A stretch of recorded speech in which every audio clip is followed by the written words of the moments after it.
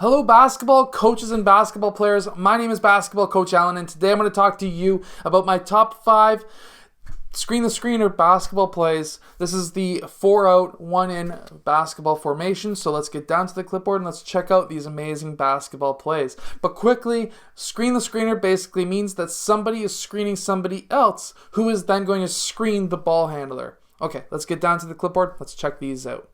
So first off, I should really quickly mention that all of these are going to be against a man-to-man defense. The reason for this is because, generally speaking, you're only going to be running STS plays against a man-to-man defense.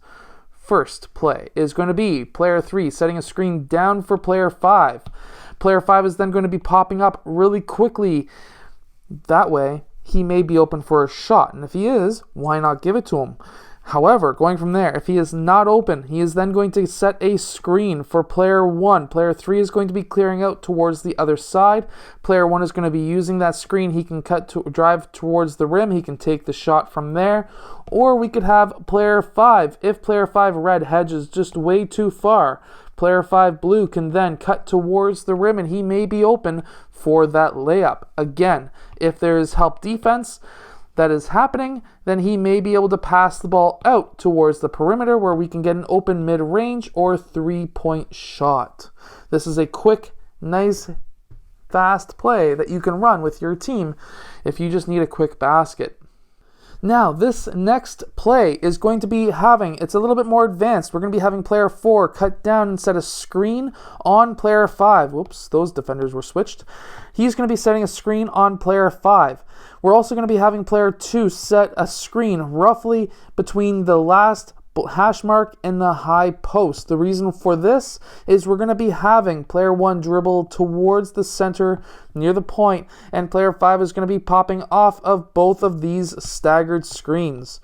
From there, we're going to be having player 5 possibly wide open for that shot, and especially if he is a good shooter, you're most likely going to be having player 2 red pop out on player 5, and that's kind of what you're hoping for. If he is a good shooter, of course you want him to take that shot and make that shot, but we're going to be having player 2 pop down towards the low post if his man leaves him. The reason for this is because player 5, he in his mind is going to be obviously trying to get back to his man. Player 4 blue is going to be then getting out of the way, and we may now have a mistaken double team up on player 5 where we're going to have player 2 wide open near the rim, and this is what we are wanting. This is what we're hoping for. Of course, we want a nice open shot from player 5, but if we can get an open layup from anybody on the team, I will take that any day, and that is what this play is made for. In this next play, we're going to be having player 1 pass quickly to player 2.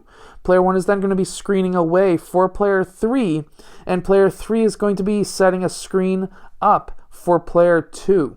We're going to be having player 1 then pop down towards this low corner. The reason for this is because we're going to be having player 5 pop out, or he could even stay there for the offensive rebound.